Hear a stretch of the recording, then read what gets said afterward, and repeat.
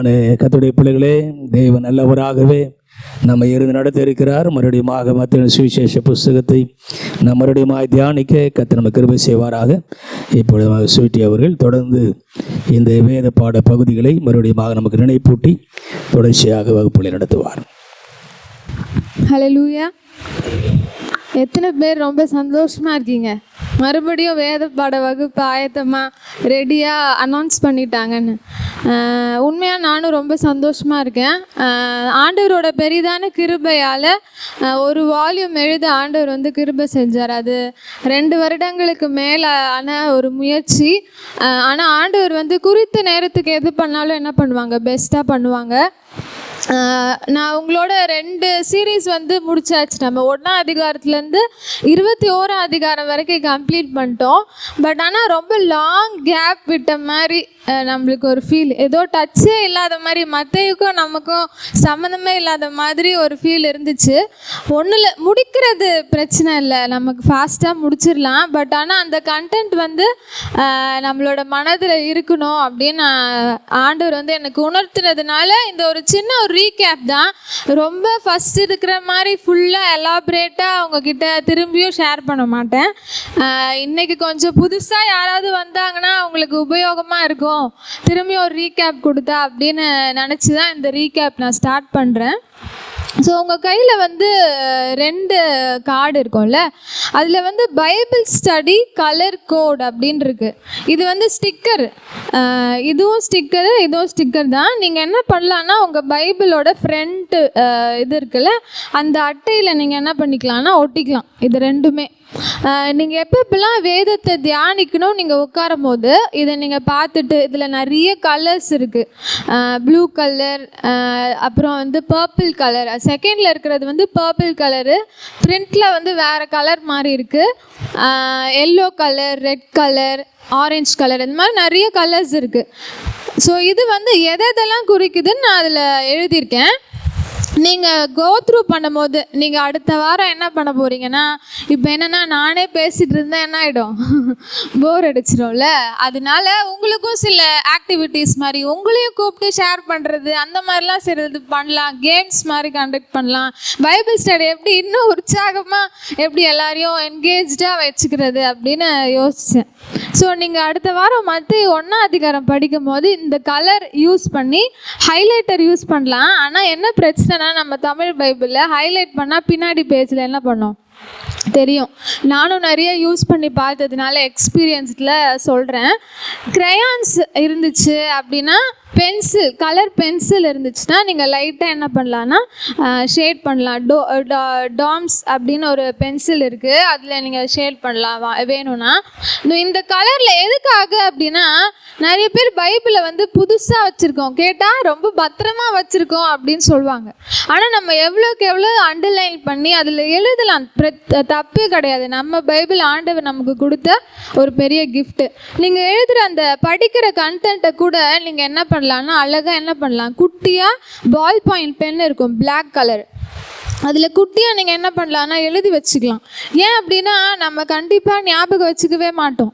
நான் இன்றைக்கி நடத்தும் போது அடுத்த வாரம் கேட்டால் நம்மளுக்கு நிறைய சத்தியங்கள் என்ன பண்ணாது, நம்மளோட மனதில் இருக்காது. என்னையும் சேர்த்து தான் சொல்கிறேன். இப்போ நான் நடத்துறதுனால எனக்கு எல்லாமே மனசில் இருக்குமா அப்படின்னா இல்லை.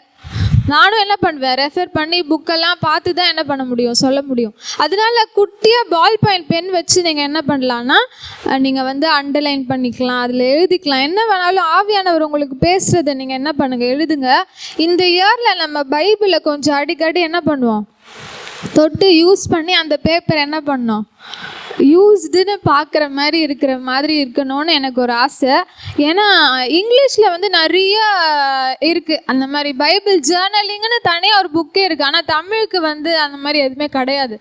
ஆனால் ஏன் நம்ம ஸ்டார்ட் பண்ணக்கூடாது அப்படின்னு தான் நான் யோசனையில் தான் அந்த ஹைலைட்டிங் இது கொடுத்துருந்தேன். ஒரு வேளை பெரியவங்களாக இருக்கிறதுனால இது எதுக்கு இதெல்லாம் கலர் அடிச்சுக்கிட்டு அப்படின்னும் நீங்கள் நினைக்கலாம். இது வந்து உங்களோட ரெஃபரன்ஸ்க்காக தான். நீங்கள் கூட கலர் வச்சு என்ன பண்ணலாம், ஹைலைட் பண்ணி படிக்கலாம். முக்கியமாக உங்கள் பிள்ளைங்களுக்கு வந்து நீங்கள் என்கரேஜ் பண்ணுங்கள். அதனால தான் உங்கள் பிள்ளைங்களை கூட்டிகிட்டு வர சொன்னது. இந்த மாதிரி படிக்க வச்சாதான் நம்ம என்ன பண்ணுவோன்னா அதை கோ த்ரூ பண்ணுவோம். இது வந்து டூஸ் அண்ட் டோன்ட்ஸ், இதெல்லாம் நம்ம ஏற்கனவே பார்த்துருக்கோம். முன்னாடியே. ஸோ இது 2 தான் நான் வந்து ரெடி பண்ணது இப்போ புதுசாக. அதுக்கப்புறம் பார்த்தீங்கன்னா ஒரு ஷீட்டும் கொடுத்துருக்கேன். அது என்னன்ட்டு வந்து நான் சொல்கிறேன். மத்தேயு 1 அதிகாரத்தை நம்ம இப்போ திரும்பியுமா ரீகேப் பண்ண போகிறோம். திரும்பியும் நான் மத்தேயு என்ன இருக்குது 28 அதிகாரம் அதெல்லாம் நான் சொல்லலை. ஸ்ட்ரெயிட்டாக நம்ம மத்தேயு 1 அதிகாரத்துக்குள்ளே போயிடலாம். மத்தேயு 1 அதிகாரத்தில் எப்படி ஸ்டார்ட் ஆகுதுன்னா, வசனம் 1 யாராவது வாசிங்க.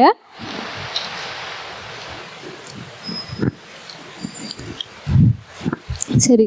ஆபிரகாமின் குமாரனாகிய தாவீதின் குமாரனான இயேசு கிறிஸ்துவினுடைய வம்ச வரலாறு அப்படின்னு ஸ்டார்ட் ஆகுது. ஸோ வம்ச வரலாறு அப்படின்னு பார்த்தீங்கன்னா அது யூதர்களுக்கு ரொம்ப ரொம்ப முக்கியமான ஒரு விஷயம். அவங்களுடைய சொத்து உரிமைகளை வந்து கோரதுக்கு இல்லை கோத்திர உரிமைகளை வந்து அவங்க வந்து நிலைநாட்டணும் நிரூபிக்கணும் அப்படின்னா அந்த வம்ச வரலாறை தான் என்ன பண்ணுவாங்கன்னா ஒரு ரெஃபரன்ஸை என்ன பண்ணுவாங்கன்னா எடுத்துப்பாங்க. ஸோ முதல்ல வந்து மத்தேயு எப்படி ஸ்டார்ட் பண்ணுறாருன்னா வம்ச வரலாறு ஆபிரகாமின் குமாரனான தாவீதின் குமாரனாகிய இயேசு கிறிஸ்து அப்படின்னு வந்து ஸ்டார்ட் பண்ணுறாரு. ஸோ இந்த வசனத்தில் நம்ம பார்த்தீங்கன்னா 2 பேரோட பேர் கொடுக்கப்பட்டிருக்கு. யார்? ஒன்று ஆபிரகாம், இன்னொன்று வந்து தாவீது. இந்த 2 இந்த வசனத்தில் நீங்கள் பார்த்தீங்கன்னா ஆண்டவர் வந்து எதை நிரூபிக்கிறாருன்னா இங்கே 2 உடன்படிக்கைகளை ஆண்டவர் வந்து இங்கே உறுதிப்படுத்துகிறார். ஆண்டவர் வந்து ஆபிரகாமுக்கு ஃபஸ்ட்டு என்ன உடன்படிக்கை பண்ணார்னா ஆதியாகமம் 12 அதிகாரத்தில் 3வது வசனத்தில் நம்ம வாசிக்கிறோம், பூமியில் உள்ள வம்சங்கள் எல்லாம் என்ன பண்ணும்? உனக்குள் ஆசீர்வதிக்கப்படும். அப்போ முதலாவது ஆண்டவர் வந்து இங்கே எதை உறுதிப்படுத்துறாருன்னா ஆபிரகாமுக்கு கர்த்தர் கொடுத்த உடன்படிக்கையை அவர் வந்து உறுதிப்படுத்துறார். 2வது பார்த்தீங்கன்னா தாவீதின் குமாரன் அப்படின்னு போட்டிருக்கு. தாவீதுக்கும் ஆண்டவர் என்ன பண்ணாரு? உடன்படிக்கை பண்ணார். அது வந்து எங்கே இருக்குன்னா 2 சாமுவேல் 7 அதிகாரம் 8 16 வசனங்கள் நம்ம வாசித்து பார்த்தோன்னா அதில் 16வது வசனத்தில் என்ன போட்டிருக்குன்னா, உன் வீடும் உன் ராஜ்யமும் என்றென்றைக்கும் என்ன பண்ணும்? எனக்கு முன்பாக ஸ்திரப்பட்டிருக்கும். உன் ராஜாசனம் என்ன பண்ணுமா? என்றென்றைக்கும் நிலை பெற்றிருக்கும். அவருடைய ராஜ்யத்துக்கு முடிவே இராது அப்படின்னு சொல்லி தாவீதுக்கு கொடுத்த உடன்படிக்கையும் இந்த வசனம் என்ன பண்ணுதுன்னா வெளிப்படுத்துது. ஸோ இந்த உடன்படிக்கையை மேற்கோள் காட்டி மத்தேயுடைய ஸ்பெஷாலிட்டி வந்து என்னென்னா ஓல்ட் டெஸ்ட்மெண்ட்டை நிறைய என்ன பண்ணுவார்? ரெஃபர் பண்ணுவார். அதே போல தான் இங்கே ஃபஸ்ட்டு ஸ்டார்ட் பண்ணும்போது யூதர்கள் எல்லாரும் என்ன பண்ணுறாங்கன்னா வரப்போகிற மேசியாவை குறித்து தான் என்ன பண்ணிட்டு இருக்காங்க? அவங்க வெயிட் பண்ணிட்டு இருக்காங்க. மேசியாவை எதிர்நோக்கி காத்திருக்கிறாங்க. அவங்களுக்கு அவங்க புரிய வைக்கணும் அப்படின்றதுக்காக இவர் என்ன பண்ணுறாருன்னா இயேசு வந்து ஒரு ராயல் ஃபேமிலியிலேருந்து வந்த ஒரு பர்சன் அப்படின்றத மக்களுக்கு புரிய வைக்கணும் அப்படின்றதுக்காக தாவீதின் குமாரன் அப்படின்னு வந்து அவர் என்ன பண்ணுறாங்க அழகாக மென்ஷன் பண்ணியிருக்காரு. தாவீதின் குமாரன்ற வார்த்தை வந்து மொத்தம் 9 டைம்ஸ்க்கு வந்து வருது. ஸோ இதுதான் வந்து நம்ம ஸ்டார்ட் பண்ணுறாங்க. ஆபிரகாமின் குமாரனான தாவீதின் குமாரனான இயேசு கிறிஸ்துவினுடைய வம்ச வரலாறு. அப்போ 2 உடன்படிக்கைகளை ஆண்டவர் இங்கே உறுதிப்படுத்துறதை நம்ம பார்க்கலாம்.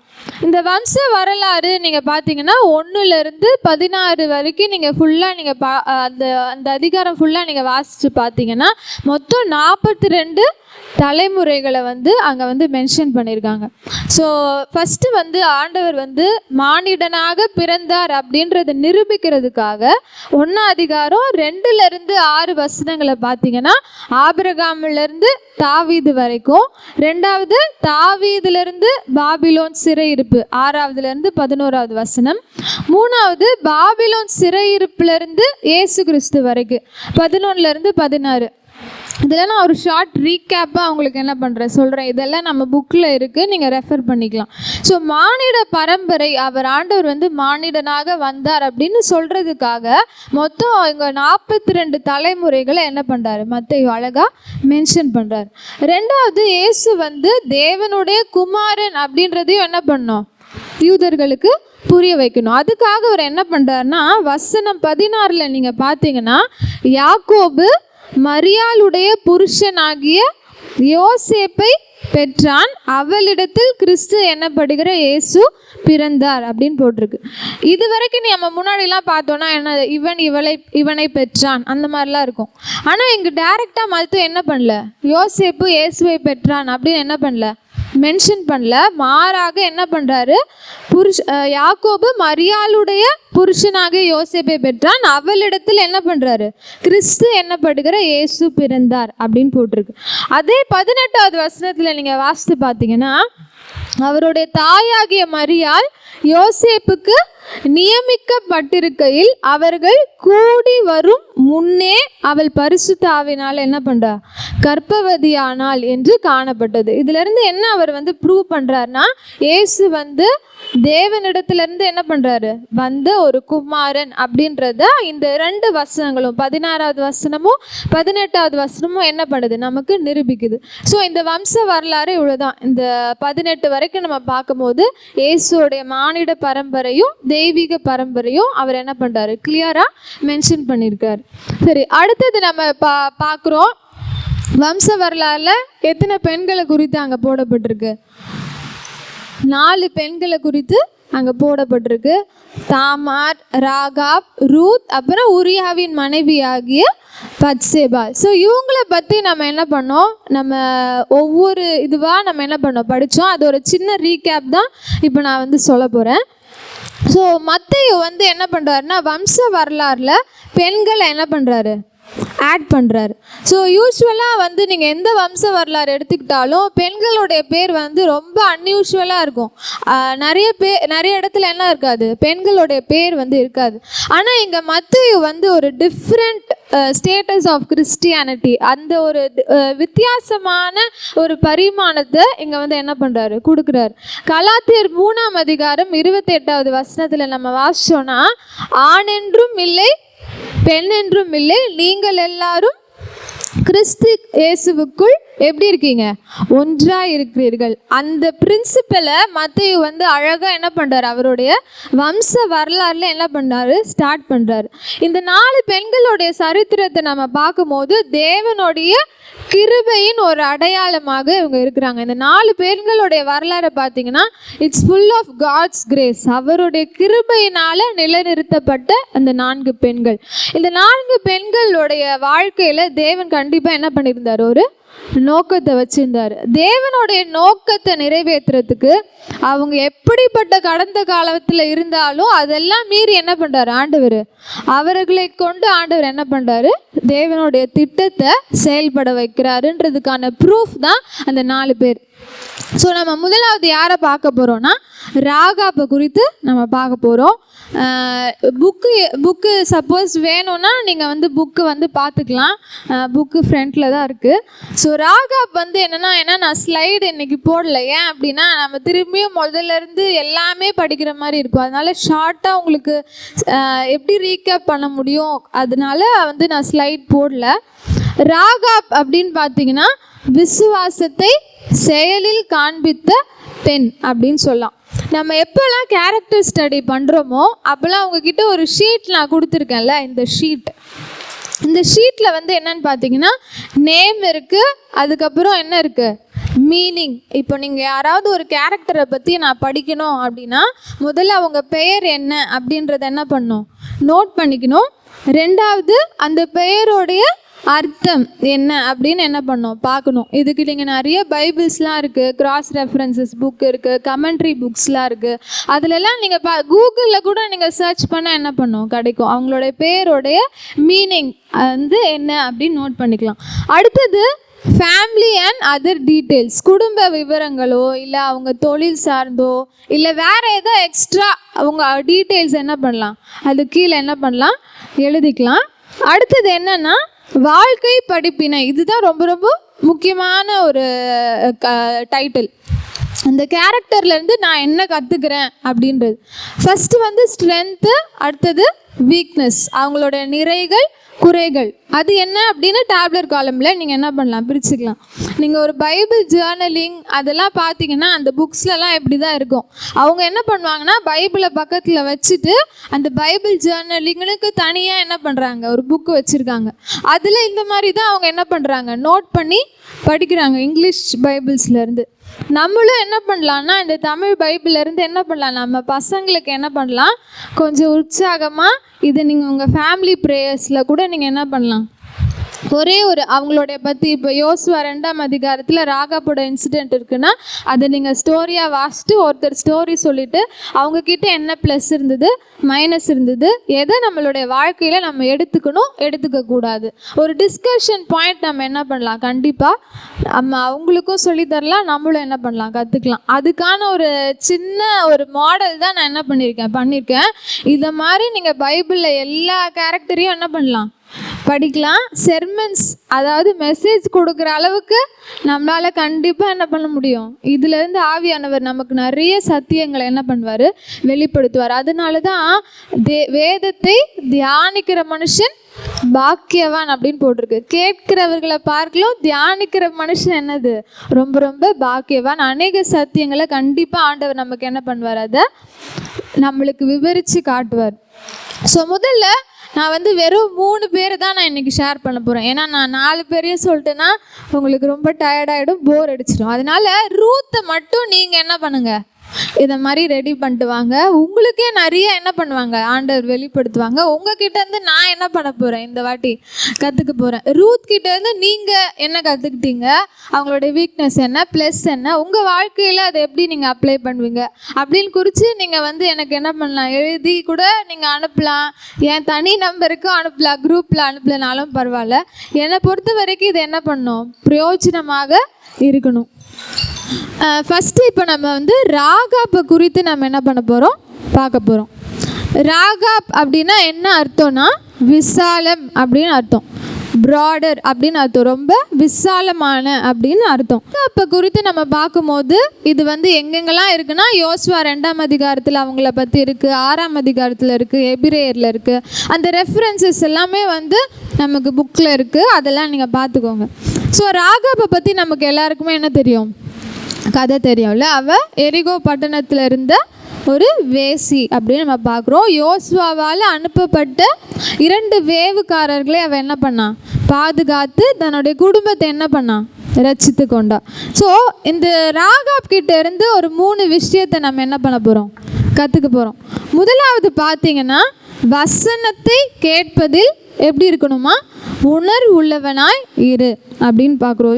விசுவாசத்தோடைய அடித்தளம் அப்படின்னு பார்த்தீங்கன்னா கேட்குறது அப்படின்னு அர்த்தம். ரோமர் 10ஆம் அதிகாரம் 17வது வசனத்தில் பார்க்குறோம், விசுவாசம் கேள்வியினாலே வரும், கேள்வி எப்படி தேவனுடைய வசனத்தினாலே வரும். இந்த யோசுவா 2ஆம் அதிகாரத்தில் நீங்கள் எடுத்து பார்த்தீங்கன்னா 9லிருந்து 12 வரைக்கும் நீங்கள் பார்த்தீங்கன்னா ராகாப் தேவனுடைய மகத்துவத்தை பறித்து அவன் முன்னாடியே என்ன பண்ணியிருக்கா, அதை பற்றி நல்லா தெரிஞ்சு வச்சுருக்கா.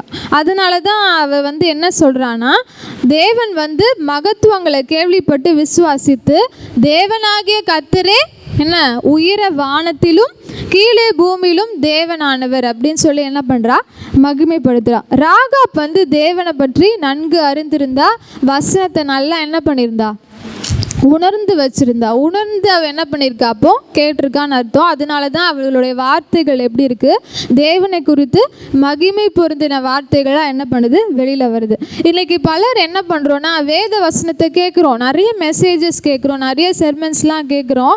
நம்மளுக்கு வசனத்துக்கெலாம் இப்போ என்ன இல்லை, பஞ்சமே இல்லை. எல்லா யூடியூப்ஸ்லேயும் என்ன பண்ணுறோம், நம்ம வேத வசனங்களை கேட்குறோம், நிறைய மெசேஜஸ் கேட்குறோம், நிறைய ஃபார்வர்டட் மெசேஜ் வருது, குரூப் மெசேஜில் பெரிய பேரா மெசேஜஸ் வருது, இன்றைய வேத வசனம் அப்படின்னு நிறைய காரியங்கள் வருது. அதெல்லாம் கேட்டாலும் நம்ம அதை உணர்வடைந்து கேட்குறோமா, அது உணர்வு உள்ளவர்களாக நம்ம கேட்குறோமா, நம்ம என்ன பண்ணோம் யோசித்து பார்க்குறோம். இந்த ராகாப் ஒரு வேசி தான், ஒரு எரிகோ பட்டணத்தில் இருக்கிற ஒரு வேசி. அவள் இதெல்லாம் உணர்ந்து கேட்கணும்னு அவசியமே இல்லை. அவள் என்ன பண்ணுறான்னா தேவனுடைய மகத்துவங்களை உணர்ந்து விசுவாசித்து கேட்டு என்ன பண்ணுறா, தேவனை மகிமைப்படுத்துகிறா.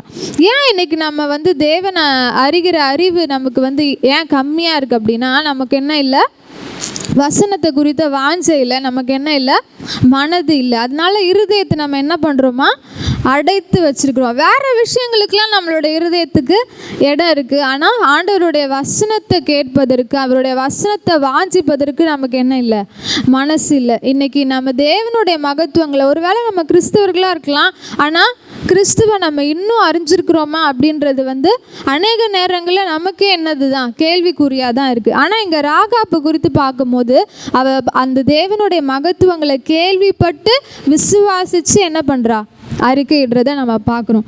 இன்றைக்கி நம்ம வந்து அப்படி உணர்வு உள்ளவர்களாக நம்ம வசனத்தை கேட்குறோமா அப்படின்னு நம்ம என்ன பண்ணணும், யோசிக்கணும். அதனால தான் வெளிப்படுத்தலை நீங்கள் பார்த்தீங்கன்னா ஒரு வார்த்தை ரிப்பீட் ஆகிட்டே இருக்கும். அது என்ன வார்த்தை? காதுள்ளவன் கேட்க கடவன். ஸோ ஏன் அப்படி ஆண்டவர் வந்து அங்கே அடிக்கடி பயன்படுத்துகிறாருன்னா, நம்ம ஃபிசிக்கலி ப்ரெசன்ட் மென்டலி ஆப்சண்ட்டாக இருக்கிறோம். காது மட்டும் எங்கே இருக்கோம், ஆனால் நம்ம எங்கேயோ என்ன பண்ணுவோம், வேறு இடத்துல இருப்போம். மெசேஜஸ் கேட்கும் போது நம்ம என்ன பண்ணுவோம், அப்படியே மண்டை மட்டும் தான் என்ன பண்ணோம், ஆடிட்டே இருக்கோம். ஆனால் நம்மளுடைய சிந்தைகள்லாம் எப்படி இருக்கும், வேறு இடத்துல இருக்கும்.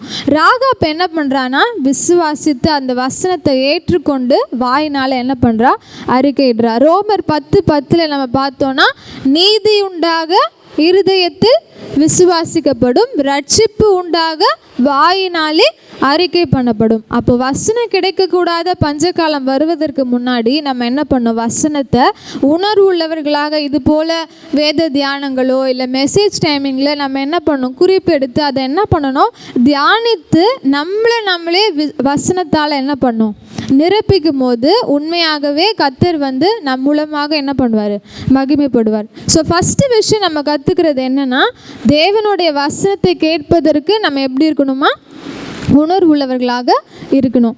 ரெண்டாவது பார்த்தீங்கன்னா, அவ தரிசித்து நடவாமல் என்ன பண்ணுறா, விசுவாசித்து நடக்கிறா. எபிரேயர் 11:1 விசுவாசமானது நம்பப்படுகிறவைகளில் உறுதியும் காணப்படாதவைகளில் நிச்சயமாக இருக்கிறது.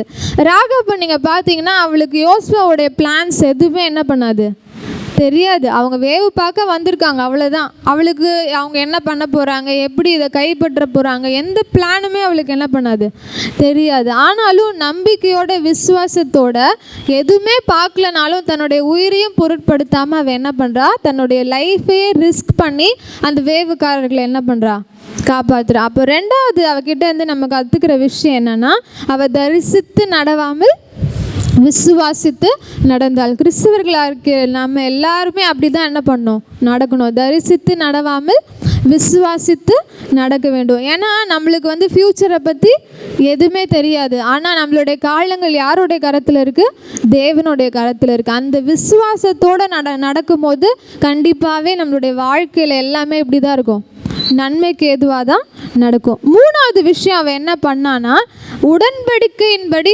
செய்து வாக்கு தத்தத்தை என்ன பண்ணா, பெற்றுக்கொண்டா. யோசுவா 2:17-21 வரைக்கும் நம்ம பார்த்தோன்னா, ராகாப் வந்து அந்த வேவுக்காரருடைய வார்த்தையின்படி அவ கேட்டு அந்த விஷயத்தை அவ யார்கிட்டையும் என்ன பண்ணல, ஷேரே பண்ணவே இல்லை. சீக்ரெட்டாகவே என்ன பண்ணியிருந்தா, வச்சுருந்தா. இன்றைக்கு நம்மளால் அப்படி சீக்ரெட்டை என்ன பண்ண முடியல, மெயின்டைன் பண்ணவே முடியல. ஏதாவது ஒரு விஷயம் நமக்கு கிடச்சிருச்சு, தெரிஞ்சிருச்சுன்னா அதை என்ன பண்ணுவோம், யாருக்காவது சொல்லலைன்னா நமக்கு என்ன ஆகிடும், தூக்கமே வராது, மண்டையே வெடிச்சிற மாதிரி இருக்கும். அப்படி யார்கிட்டயாவது நம்ம என்ன பண்ணிடணும், அதை சொல்லிடணும். நம்ம என்ன பண்ணுறோம், அந்த வார்த்தைகள் எல்லாம் அவங்கக்கிட்ட ஷேர் பண்ணாதான் நம்ம மைண்டே எப்படி இருக்கும், விடுதலையாக ரிலாக்ஸ்டாக இருக்கும். அப்படி அவங்க யாரும் அந்த வார்த்தையை கேட்கலன்னா நம்மளுக்கு என்ன வந்துடும், கோபம் வேற வந்துடும். இவன் என்ன பண்ணுறான்னா, அந்த வார்த்தைகளை சொல்லக்கூடாதுன்னா என்ன பண்ணலாம், சொல்லாமலே என்ன பண்ணுறா, சீக்ரெட்டாக மெயின்டைன் பண்ணுறா. ஆனால் நம்மளாம் என்ன திரும்ப பண்ணுவோம், அந்த விஷயத்தை கிடச்ச உடனே நான் ஒரு சீக்ரெட் சொல்கிறேன், யாருக்கும் சொல்லாதீங்க, யாருக்கிட்டேயும் சொல்லாதீங்கன்னு சொல்லிட்டு என்ன பண்ணுவோம், எல்லாத்தையும் சொல்லிடுவோம். அவங்க என்ன பண்ணுவாங்க, அதை எடுத்துகிட்டு போய் இன்னொருத்தர்கிட்டையும் அப்படி தானே சொல்லுவாங்க, நம்ம சொன்ன மாதிரி தானே சொல்லுவாங்க. அப்படி என்ன ஆகிடும், ரகசியங்கள் எல்லாம் என்ன ஆகிடும், வெளியில் போயிடும். நீதிமொழிகள் 18:21 பார்க்குறோம், மரணமும் ஜீவனும் நாவின் அதிகாரத்தில் இருக்குது. அப்போது நம்ம வாழ்க்கையை டிசைட் பண்ணுறது என்னது தான், நம்மளுடைய நாவு தான். அது பார்க்குறதுக்கு எப்படி இருக்குது, சிறிய உறுப்பு தான், ஆனால் பெரிய காட்டு என்ன பண்ணுமா, நம்மளுடைய வாழ்க்கையை டிசைட் பண்ணுறது நம்மளுடைய நாவு தான். ஸோ நீதிமொழிகள் 13:3 பார்த்தோன்னா, அந்த புக்கில் வந்து 3:3 இருக்குது, அது 13:3. நீதிமொழிகள் 13:3. தன் வாயை காக்கிறவன் என்ன பண்ணுறான், தன் பிராணனை காக்கிறான். ராகாப் வந்து அதை வந்து பெரிய விஷயமா மற்றவங்களுக்கு என்ன பண்ணல, அதை சொல்லாமல் தன் வாயை வந்து காத்து கொண்டதுனால, கீழ்ப்படிதலோடு இருந்ததுனால அவளுக்கு மேன்மையான காரியங்கள் வந்து கிடச்சிது. யோசுவா 6ஆம் அதிகாரம் 25வது வசனத்தில் நீங்கள் பார்த்தீங்கன்னா, அவள் இந்நாள் வரைக்கும் இஸ்ரவேலின் நடுவே கூடியிருக்கிறாள். அவள் வந்து எரிகோ பட்டணத்தை சேர்ந்து ஒரு வேசி, அவள் இஸ்ரவேலே கிடையாது. ஆனால் என்ன பண்ணுறா, ஒரு மேன்மையான கீழ்ப்படிதல்னால, அதை சொல்லக்கூடாதுன்னா சொல்லாமல் அவள் மெயின்டைன் பண்ணதுனால ஒரு மேன்மையான காரியம் என்ன பண்ணுது, அவளுக்கு கிடச்சிது. ஸோ 4வது விஷயம் என்ன அப்படின்னு பார்த்தோன்னா, அவள் ஒரு எடுத்துக்காட்டான பெற்றோராக என்ன பண்ணாங்க, அவங்க காணப்பட்டாங்க. அதுக்கு வந்து நம்ம ரூத்தை நீங்கள் ஃபுல்லாக பார்த்தீங்கன்னா போவாஸை பற்றி நம்ம நிறைய அதில் என்ன பண்ணலாம், ஸ்டடி பண்ணலாம். அவர் எப்படிப்பட்டவர் அப்படின்றத நம்ம பார்க்கலாம். இவ வந்து என்ன பண்ணுறான்னா, தேவனை ஏற்றுக்கொண்டு தேவ ஜனத்தோடு அவள் சேர்ந்த பின்பு அவளோட வாழ்க்கை என்ன ஆயிடுச்சு, மாறி தன்னுடைய பிள்ளைகளும் என்ன பண்ணா, நல்ல முறையில் அவள் வந்து வளர்த்ததை நம்ம பார்க்குறோம். இன்றைக்கி ராகாப்புடைய வாழ்க்கையிலேருந்து நம்ம 4 விஷயங்களை என்ன பண்ணுறோம், கற்றுக்கொள்கிறோம். முதலாவது பார்க்குறோம், வசனத்தை கேட்பதில் உணர்வுள்ளவனாக இருக்கணும். 2வது, தரிசித்து நடவாமல் விசுவாசித்து நடக்கணும். 3வது, நம்ம யாருக்காவது ஒரு ப்ராமிஸ் பண்ணிட்டோன்னா அந்த உடன்படிக்கையின்படி செய்து வாக்குத்தத்தத்தை என்ன பண்ணோம், பெற்றுக்கொள்ளணும். 4வது, எடுத்துக்காட்டான பெற்றோராக நம்ம என்ன பண்ணணும், காணப்படணும். இந்த போவாஸுடைய வாழ்க்கையில் வந்து அதை நம்ம நிறைய பார்க்கலாம். குணாதிசயங்களை என்ன பண்ணுது, அவனுடைய வளர்ப்பு எப்படிப்பட்டது அப்படின்னு என்ன பண்ண முடியும், நம்மளால் பார்க்க முடியும். அதான் நீதிமொழிகள் 27 பார்த்தீங்கன்னா, நீதிமான் தன் உத்தமத்தில் நடக்கிறான், அவனுக்கு பிறகு அவன் பிள்ளைகள் எப்படி இருப்பாங்களாம், பாக்கியவான்களாய் இருப்பார்கள் அப்படின்னு. ராகாப்புடைய பிள்ளைகள் எப்படி இருந்தாங்களாம், பாக்கியவான்களாக இருந்தாங்க. அதான் ரூத் 4ஆம் அதிகாரம் 11வது வசனத்தில் பார்த்தீங்கன்னா, போவாஸ் எல்லாரும் என்ன பண்ணுறாங்க, பாக்கியவான் அப்படின்னு சொல்லி என்ன பண்ணுறாங்க, அவனை போற்றுறதை நம்ம பார்க்குறோம். இப்படிப்பட்ட இந்த குணாதிசயங்கள் கொண்ட இந்த ராகாப் தான் இயேசு கிறிஸ்துவோடைய வம்ச வரலாறில் இடம் பெற்றிருக்கிறார். ஸோ இப்போ ராகாப் ஓகேவா, சின்னதாக தான் ரீகேப் பண்ணியிருக்கேன். நான் ரொம்பலாம் வந்து எலாபரேட் பண்ணல, ஏன்னா ஆல்ரெடி நான் வந்து இதெல்லாம் உங்ககிட்ட நிறைய ஷேர் பண்ணியாச்சு. இதெல்லாம் நம்ம ஒரு வாரம் தான் நடத்தியிருக்கோம். ராகாப்னா ராகாப் மட்டும் ஒரு வீக் நம்ம வந்து என்ன பண்ணியிருக்கோம், இதெல்லாம் படிச்சிருக்கோம். சும்மா அவங்களுக்கு ஒரு நினைவுபடுத்துறதுக்காக தான். ஸோ ரூத் வந்து நீங்கள் இதே மாதிரி உங்களுக்கு ஆண்டவர் வெளிப்படுத்துகிற சத்தியங்களை வந்து நீங்கள் ஷேர் பண்ணுங்கள்.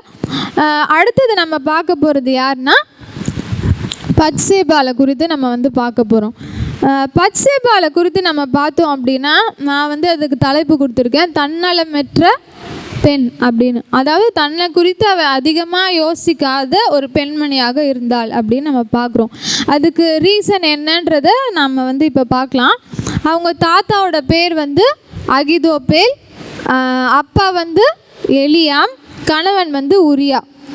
இந்த 3 பேருமே நீங்கள் பார்த்தீங்கன்னா தாவீதுக்கு ரொம்ப நெருக்கமான ஒரு பர்சன்ஸாக இருந்தாங்க.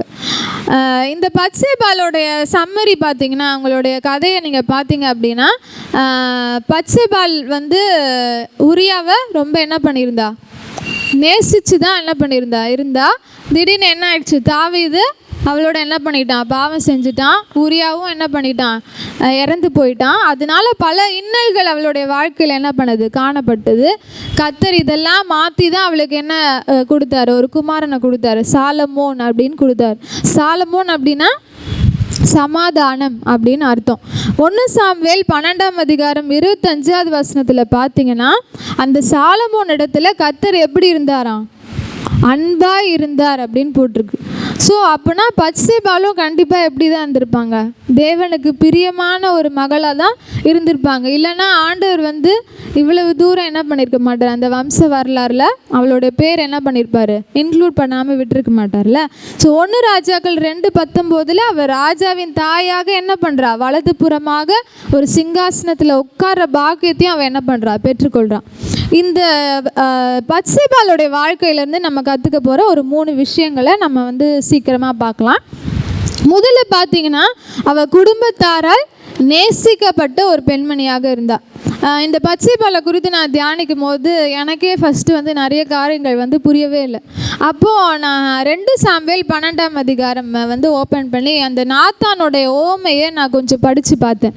அந்த 2 சாமுவேல் 12ஆம் அதிகாரம் 3வது வசனத்தில் போட்டிருக்கு, தரித்திரனுக்கோ தான் கொண்டு வளர்த்த ஒரே ஒரு சின்ன ஆட்டுக்குட்டி. 2 சாமுவேல் 12ஆம் அதிகாரம் 3வது வசனத்தில் எடுத்து வச்சுக்கோங்க. ஒரு சின்ன ஆட்டுக்குட்டியை தவிர வேறொன்றும் என்ன இல்லை, அவன்கிட்ட இல்லை. அது அவனோடும் அவன் பிள்ளைகளோடும் கூட இருந்து வளர்ந்து அப்படின்னு போட்டு கடைசி லைனில் பார்த்தீங்கன்னா அவனுக்கு எப்படி இருந்துதான், ஒரு மகளை போல இருந்தது அப்படின்னு போட்டிருக்கு. இதுலேருந்து நம்மளால் புரிஞ்சிக்க முடியும், ஒரு சின்ன ஆட்டுக்குட்டினா யார் நாத்தான் வந்து மென்ஷன் பண்ணுறாரு, பத்சேபால இல்லை.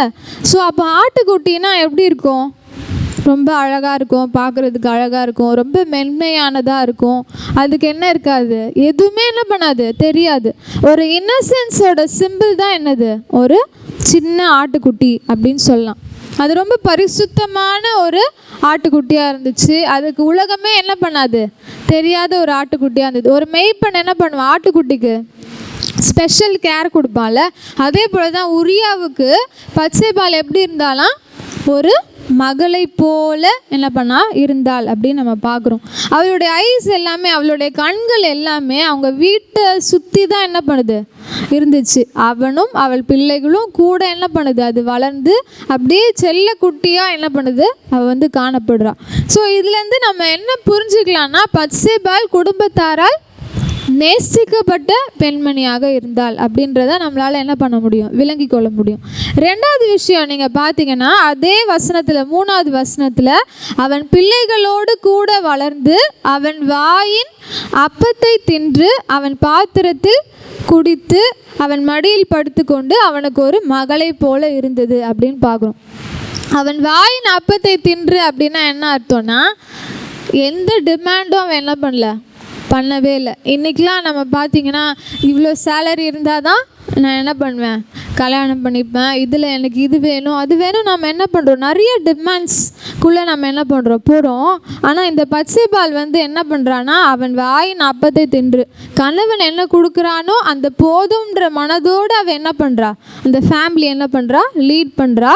அவன் பாத்திரத்திலே குடித்து, நன்மையோ தீமையோ கஷ்டமோ நஷ்டமோ, நம்ம வாக்குறுதி கொடுக்குறோம்ல திருமண நாள் அன்னைக்கு, எல்லாத்துலேயும் துக்கத்திலும் கஷ்டத்திலும் வேதனையிலும் சந்தோஷத்திலும் நான் என்ன பண்ணுவேன், கூடவே இருப்பேன், பிரியாது இருப்பேன்னு சொல்கிறோம்ல. அதை போல் அவன் பாத்திரத்தில் குடித்து, அந்த பாத்திரத்தில் நன்மையும் இருக்கலாம் தீமையும் இருக்கலாம், எல்லாமே அவன் என்ன பண்ணுறான்னா ஒரு மன நிறைவோடு என்ன பண்ணுறா, வாழ்கிறா. 1 தீமோத்தேயு 6ஆம் அதிகாரம் 6லேருந்து 8 வசனங்கள் நம்ம எல்லாருக்குமே தெரிஞ்ச வசனம் தான். போதும் என்கிற மனதுடனே கூட தேவ பக்தியே மிகுந்த ஆதாயம் அப்படின்னு. நீதிமொழிகள் 15 பார்த்துக்கிறோம், மனரம்யமோ நித்திய விருந்து அப்படின்னு. பிலிப்பியரில் நம்ம பார்க்குறோம், அதுக்கு பவுல் வந்து ஒரு பெரிய எக்ஸாம்பிள். எந்த நிலைமையில் இருந்தாலும் நான் எப்படி இருக்கேன், மனரம்யமாக இருக்க கற்றுக்கொள்ளுகிறேன் அப்படின்னு சொல்கிறார். அப்போது இந்த பத்சேபாளுடைய வாழ்க்கையில் நம்ம கற்றுக்கிற விஷயம் என்ன அப்படின்னா, அவள் எப்படி இருந்தா, சாட்டிஸ்ஃபைடான ஒரு லைஃப், எந்த டிமாண்ட்ஸும் இல்லை, எந்த கம்ப்ளைண்ட்டும் இல்லை, எனக்கு இல்லை இது இல்லை அது வேணும் அப்படிலாம் அவள் எதுவுமே என்ன பண்ணல, எங்கேயும் கேட்டதாக அங்கே இல்லவே இல்லை. ஒரு ஆட்டுக்குட்டியை போல தன்னோட நம்ம பார்க்குறோம். பத்சேபால் வந்து நாத்தானுடைய சொல்படி கேட்குறா. இங்கே நம்ம பார்க்குறோம், இந்த நாத்தான் வந்து யாருன்னா ஒரு தீர்க்கதரிசி. அவள் தான் என்ன பண்ணுறாருனா, பத்சேபாலுக்காக என்ன பண்ணுறாரு, தாவீது கிட்ட போய் என்ன பண்ணுறாரு, தைரியமாக ஒரு ராஜாவுக்கு முன்னாடி போய் என்ன பண்ணுறாரு, அந்த ஓமையை அவர் தான் ஷேர் பண்ணுறாரு 2 சாமுவேல் 12ஆம் அதிகாரத்தில். அப்போது தாவீதுக்கு வந்து ரொம்ப என்ன ஆயிடுச்சு, கோவம் வந்துடுச்சு. 5வது வசனத்தில் அவர் சொல்கிறாரு, அந்த மனுஷன் யாரும் அவனை என்ன பண்ணும், கொலை செய்யணும் அப்படின்னு. யாத்திராகவும் 22ஆம் அதிகாரம் 1வது வசனத்தில் ஆண்டவர் வந்து சில ரூல்ஸ்லாம் நமக்கு பழைய ஏற்பாட்டு காலத்தில் போட்டு வச்சுருந்தார். ஒரு மாடாவது ஒரு ஆடாவது திருடப்பட்டால் நான் என்ன பண்ணுமா, நாளை தானே என்ன பண்ணும், கொடுக்கணும் அப்படின்னு போட்டிருக்கு. 6வது வசனத்தில் தாவீது சொல்கிறாரு, அதை என்ன பண்ணுமா, நாளை தனியாக கொடுக்கணும் அப்படின்னு சொல்கிறார். அப்போ 7வது வசனத்தில் சொல்கிறாரு, யார் அந்த மனுஷன்? நீ தான் அந்த மனுஷன் அப்படின்னு சொல்லும் போது தாவீது வந்து அங்கே நொறுங்கி போய் என்ன பண்ணுறாரு, தேவனுடைய சமூகத்தில் விழுந்து பாவத்தை அறிக்கை பண்ணுறது தான் நம்ம சங்கீதம் 51 நம்ம பார்க்குறோம். ஸோ நாத்தான் என்ன பண்ணுறாருன்னா, பத்சேபாளுடைய வாழ்க்கையில் ஏற்பட்ட அநீதிக்கு என்ன பண்ணுறாரு, குரல் கொடுக்குற ஒரு பர்சனாக இருந்தார். பத்சேபாலும் என்ன பண்ணுறா, அந்த ஊழியக்காரனுடைய வார்த்தையை கேட்டு என்ன பண்ணுறாவ, கீழ்ப்படுகிறா.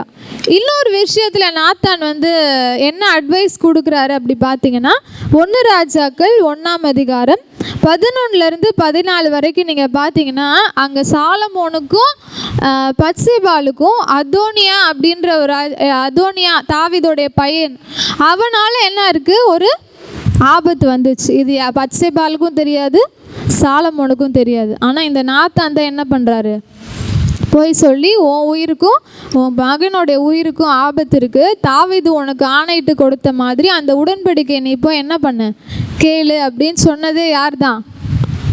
நாத்தான் தான், ஊழியக்காரன் தான். அந்த ஊழியக்காரனுடைய வார்த்தை கேட்டு அவன் என்ன பண்ணுறா, போய் என்ன பண்ணுறா, கேட்குறா, சாலமோனுங்க நீங்கள் நினைச்சிடணும், இங்கே ராஜாவாக உங்களுக்கு அடுத்தது அவன் தான் ராஜாவாகணும்னு உங்களுக்கு விருப்பமே அப்படின்னு கேட்கும் போது அவன் என்ன பண்ணுறா, தாவீதுகிட்ட போய் என்ன பண்ணுறா, கேட்குறா.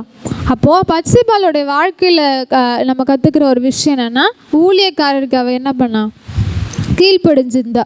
நம்ம எப்படிப்பட்ட ஊழியக்காரர்களுக்கு கீழ்ப்படினோன்னா, எபிரேயர் 13ஆம் அதிகாரம் 17வது வசனத்தில் நம்ம வாசிக்கிறோம், உங்கள் ஆத்துமாவை குறித்து உண்மையாய் அக்கறை கொள்பவர்களின் வார்த்தைக்கு நம்ம என்ன பண்ணோம், கீழ்ப்படினோம். உங்களை நடத்துகிறவர்கள் உங்கள் ஆத்துமாக்களுக்காக உத்தரவாதம் பண்ணுகிறவர்களாய்.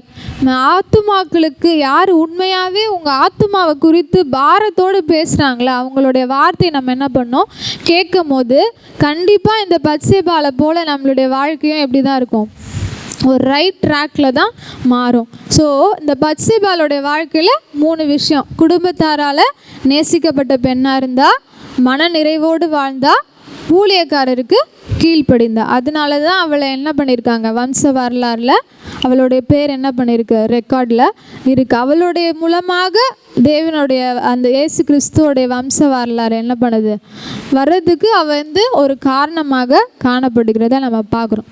கடைசியான ஒரு கேரக்டரை சொல்லி நான் முடிக்க போகிறேன். கடைசியாக நம்ம பார்க்க போகிறது வந்து தாமார். ஸோ தாமாரை குறித்து உங்களுக்கு என்ன தெரியும்? நானே ரொம்ப நேரம் பேசிகிட்டு இருக்கேன் தாமாரை குறித்து. யூதாவுடைய மருமகள். இந்த தாமார் வந்து யூதாவுடைய மருமகள். அவனுடைய ஃபஸ்ட்டு கணவன் வந்து ஏர். ஆனால் கர்த்தருடைய பார்வைக்கு அவன் பொல்லாப்பானது செய்ததுனால ஆண்டவர் என்ன பண்ணார், அவனை அழிச்சிட்டாரு. உடனே என்ன பண்ணுறாங்க, 2வதாக ஒரு திருமணம் செய்து வைக்கிறாங்க. அந்த திருமணத்துலேயும் அவள் என்ன பண்ணல, சந்தோஷமாக வாழலை. விதவையாக வீட்டுக்கு என்ன பண்ணிட்டா, அனுப்பப்பட்டா. மாமனார் என்ன சொல்கிறாரு, 3வது பையனை என்ன பண்ணுறேன், கல்யாணம் பண்ணி கொடுக்குறேன், அது வரைக்கும் நீ என்ன பண்ண, வெயிட் பண்ண அப்படின்னு சொல்கிறாரு. ஆனால் அந்த வார்த்தையும் அவர் என்ன பண்ணல, காப்பாற்றவே இல்லை. ஸோ இப்படிப்பட்ட இன்னல்கள் நிறைந்த ஒரு வாழ்க்கை தான் தாமாருடைய வாழ்க்கையாக இருந்தது. இவளுடைய வாழ்க்கை எப்படி வந்து ஆண்டவர் தாமார் இடத்துல யூதாஸ் வந்து இவனை பெற்றான் எப்படி வந்துச்சு அப்படின்னு ஒரு 3 விஷயங்கள் அவருடைய வாழ்க்கையிலேருந்து நம்ம கற்றுக்க போகிறோம். முதல்ல வந்து என்ன பண்ணோன்னா, உபத்திரவத்தில் தேவ நியதியை செய்ய வேண்டும். தாமாரோடைய முதல் கணவன் வந்து இறந்து போயிட்டான். அவன் நினச்சிட்டு தான் என்ன பண்ணியிருக்கலாம், வேறோட லைஃப் என்ன பண்ணியிருக்கலாம், ஸ்டார்ட் பண்ணியிருக்கலாம், இல்லை அவங்க வீட்டுக்கு போயிருக்கலாம். அவன் என்ன பண்ணுறான்னா, உபாகமம் 25ஆம் அதிகாரம் 5 - 9 வரைக்கும் நம்ம வாசித்தோன்னா, அங்கே தேவன் வந்து ஒரு ரூல்ஸ் என்ன பண்ணியிருக்காரு, போட்டிருக்காரு. உங்களுடைய சகோதரன் வந்து இறந்துட்டா, அவங்க மனைவி வந்து அவளுக்கு குமாரனோ குமாரத்தையோ இல்லாமல் விதவையாக இருந்தால் என்ன பண்ணோன்னா, அந்நியனுக்கு என்ன பண்ணக்கூடாது, கல்யாணம் பண்ணி வைக்கக்கூடாது. அந்த சகோதரனுடைய மனைவி என்ன பண்ணோம், கல்யாணம் பண்ணிக்கணும் அப்படின்னு போட்டிருக்கு. அந்த நியதியை அவள் என்ன பண்ணுறா, கடைப்பிடிக்கிறா. அவளுக்கு கஷ்டம்தான். ஃபஸ்ட்டு கணவன் பொல்லாப்பான காரியத்தை செய்தவன் தான். ஆனாலும் என்ன பண்ணுறான்னா, தேவனுடைய உடன்படிக்கையின்படி செய்கிறதில்ல. உபத்திரவமான சூழ்நிலையில் இருந்தாலும் தேவனுடைய நியதியை செய்வதற்கு அவள் எப்படி இருந்தா, துணிந்து அங்கே காணப்படுறத நம்ம பார்க்கலாம். அதுக்கு ஒரு எக்ஸாம்பிள் பார்த்திங்கன்னா, சாத்ராக் மேஷாக். ஸோ எந்த நிலைமை இருந்தாலும் நாங்கள் ஆராதிக்கிற தேவன் எங்களை விடுவிக்காமற் போனாலும் நாங்கள் என்ன பண்ண மாட்டோம், ஆண்டவரை தான் வணங்குவோம், என்ன பண்ண மாட்டோம், வணங்க மாட்டோம்னு சொல்கிறாங்க. அப்படிப்பட்ட வைராக்கியத்தோடு அவள் உபத்திரவத்தில் என்ன பண்ணா, தேவனுடைய நியதியை செய்தா. ரெண்டாவது விஷயம் பார்த்துட்டிங்கன்னா, உபத்திரவத்தில் அவள் எப்படி இருந்தானா, பொறுமையாக இருந்தா. ரெண்டாவது வாழ்க்கையும் அவளுக்கு என்ன இல்லை, ஒழுங்கா இல்லை. மூணாவதும் என்ன பண்ணுறா, வாக்கு கொடுத்து அனுப்பப்படுறா. ஆனாலும் என்ன பண்ணுறான்னா, அவள் எதை குறித்தும் யோசிக்காமல் பொறுமையோடு என்ன பண்ணுறா, காத்திருக்கிறா. அதான் 1 பேதுரு 2ஆம் அதிகாரம் 19 - 21 வசனங்கள் நம்ம வாசித்து பார்த்தோம்னா, உபத்திரவங்களை பொறுமையாய் சகித்தால் அதுதான் ஆண்டவருடைய பார்வையில் எப்படி இருக்கான், பிரீதியாக இருக்கும். நன்மை செய்து பாடுபடும் போது பொறுமையோடு சகித்தால் அதுவே தேவனுக்கு முன்பாக எப்படி இருக்குமா. அவள் நன்மையான விஷயத்தை தான் செஞ்சா, ஆனால் அவளுக்கு என்ன தான் இருந்தது, பாடுகள் தான் இருந்தது. ஆனாலும் அவள் என்ன பண்ணா, வெயிட் பண்ணா. ஆண்டவருடைய டைமுக்காக என்ன பண்ணா, வெயிட் பண்ணா. கிறிஸ்தவர்களாக இருக்கிற நம்ம எல்லாருக்கும் கண்டிப்பாக என்ன இருக்குது, அதான் ஆண்டவர் சொல்கிறாரு, உலகத்திலே உங்களுக்கு ஆனாலும் திடன் கொள்ளுங்கள், நான் உலகத்தை ஜெயித்தேன். நமக்கு உபத்திரவம் இல்லை, வேதனை இல்லை, பாடு இல்லைன்னு ஆண்டவர் என்ன பண்ணல, சொல்லவே இல்லை. உபத்திரவம் உண்டு, ஆனாலும் நம்ம என்ன பண்ண முடியும், அதில் ஜெயம் கொள்ள முடியும் அப்படின்னு சொல்கிறார். அப்போ உபத்திரவத்தில் நம்ம எப்படி இருக்கணும், பொறுமையாக இருக்கணும். கடைசியாக நம்ம பார்க்குறது என்னென்னா, அவகிட்ட காணப்பட்டது தேவ தயவில் அவள் என்ன பண்ணியிருந்தான்னா, நிலைச்சிருந்தா. இந்த ஆதியாகமம் 38 பார்த்தீங்கன்னா, இந்த தாமாரோடைய அணுகுமுறை எப்படி தான் இருந்தது, அது தேவனுடைய பார்வைக்கு அது பிடிக்காத விஷயந்தான். அது பிடிக்காத செயலை பண்ணியிருந்தா கூட தேவன் அவளுடைய வாழ்க்கையில் நடந்த அநீதியை அவர் என்ன பண்ணார், பார்த்துட்டு இருந்தா. தாமார் மேலே ஆண்டவருடைய கிருபை அவள் செஞ்ச அணுகுமுறையெல்லாம் விட என்ன இருந்தது, அதிகமாக இருந்ததுனால தான் தாமார் அவள் என்ன பண்ணார், கைவிடவே இல்லை. தாமாரோட எண்ணம் எப்படியாவது நம்ம என்ன பண்ணிடணும், இந்த வம்சத்தில் நமக்கு இந்த சந்ததியை நம்ம உருவாக்கணும் அப்படின்ற எண்ணம் தான் இருந்ததே தவிர அவளுக்கு வேறு எந்த எண்ணமும் இல்லை. அந்த ஆதியாகமம் 49ஆம் அதிகாரத்தில் ஆண்டவர் யூதாவுக்கு ஒரு வாக்குத்தத்தம் கொடுத்துருந்தார். சமாதான கர்த்தர் வரும் அளவும் செங்கோல் யூதாவை விட்டு என்ன பண்ணுவதில்லை, நீங்குவதில்லை அப்படின்னு. அந்த வார்த்தையை ஆண்டவர் என்ன பண்ணார், மறக்கவே இல்லை. நம்ம எப்பேற்பட்ட சூழ்நிலையில் நம்ம தவறாக சில நேரத்தில் நம்ம ராங் டெசிஷன் எடுத்தாலும் ஆண்டவருடைய கிருபை நம்ம மேலே இருக்கும்போது கண்டிப்பாக அவர் நம்மளுடைய வாழ்க்கைக்குன்னு ஒரு திட்டம் வச்சுருப்பார். அதை கண்டிப்பாக என்ன பண்ணுவார், நிறைவேற்ற தான் செய்வார்.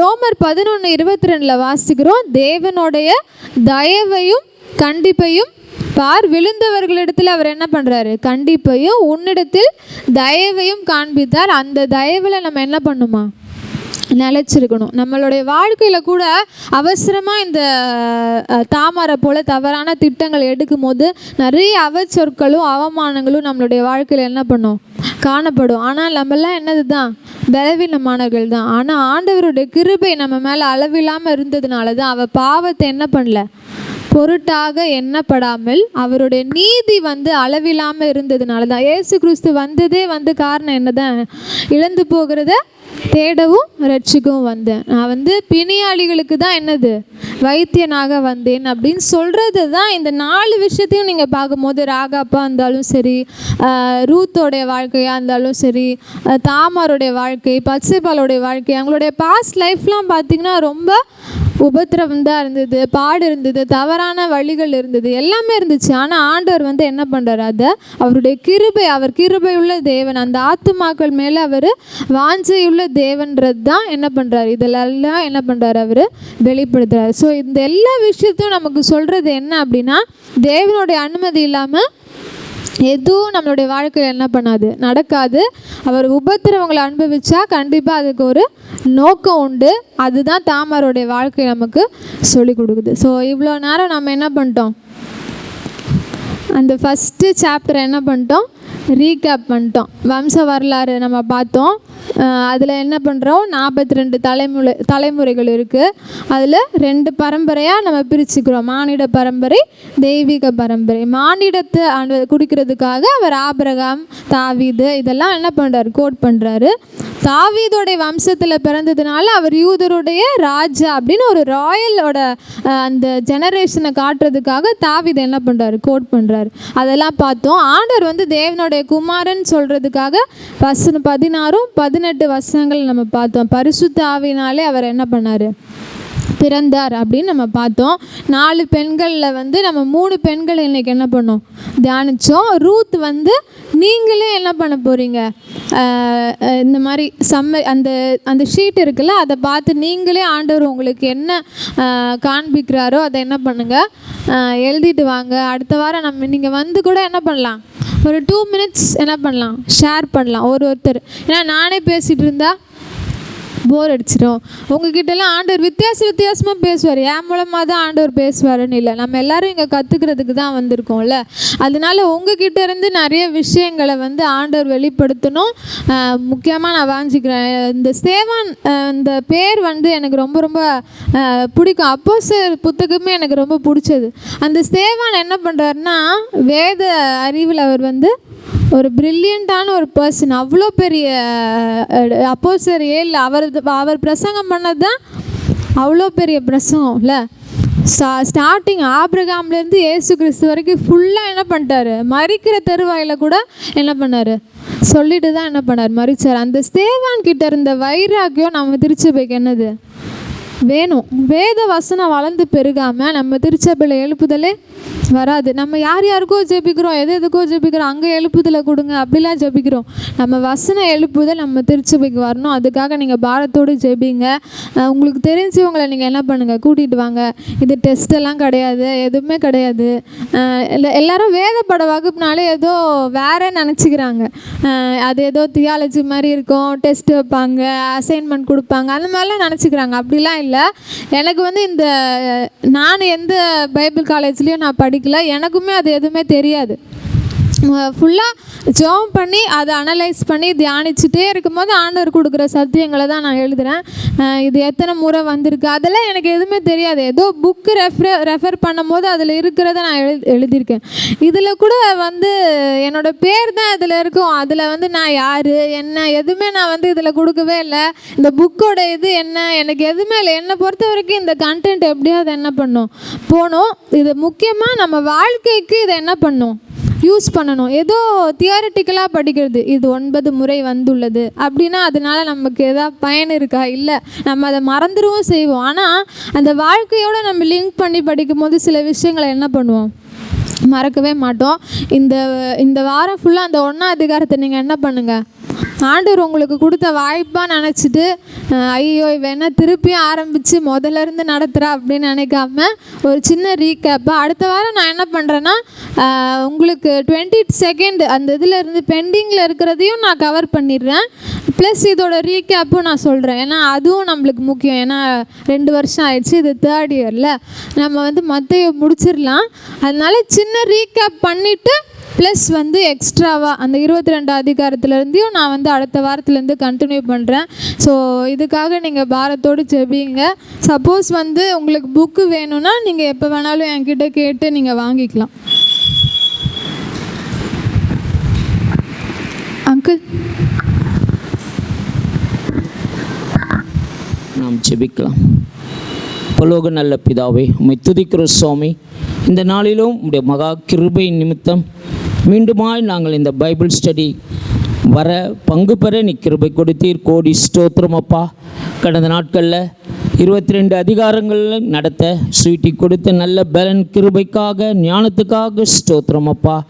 நாங்கள் இந்த வாழ்க்கையிலே வேத வசனத்தில் அதிகமாக வளர வேண்டும் என்று நீர் விரும்புகிறீர் சுவாமி.